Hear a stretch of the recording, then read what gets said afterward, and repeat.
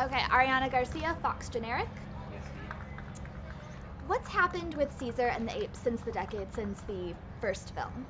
Well, if you remember at the end of Rise of the Planet of the Apes, there's a huge pandemic which has all but wiped out humanity. The simian flu, as it's called, has spread across the world. But there are pockets of human survivors, and they are holed up in cities around the world, but in San Francisco, whereas Caesar has led the apes to freedom and created a utopian society which is thriving and is doing very well.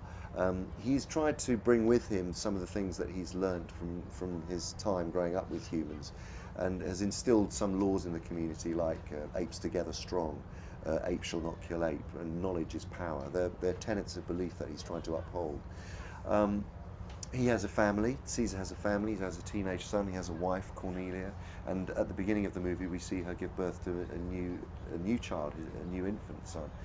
So he is a leader. He's become this statesman-like figure.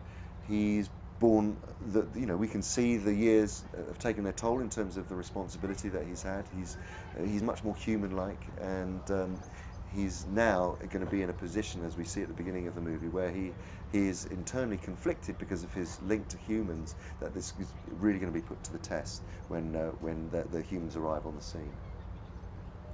How have the challenges that define Caesar in Rise evolved since the first film?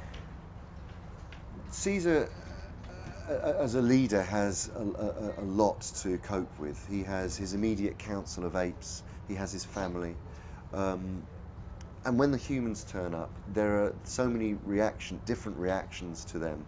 He has to take control and make decisions, and as a good leader should. And he has to stand by those decisions, and they're not necessarily what all of the apes want to hear. Meanwhile, he's trying to connect with Malcolm, the leader or seeming leader from the human side, who he has formed an accord with, some kind of connection, an empathetic connection. And on the one hand, they're trying. I mean, the humans have come to create power through a hydroelectric dam to take back to the city, which happens to be situated in their territory. So he's finding a link with Malcolm and a trust that grows and isn't necessarily all smooth, because it gets broken up and he feels betrayed at times. But nevertheless, he knows that in order to avoid all-out confrontation, that Malcolm is the key.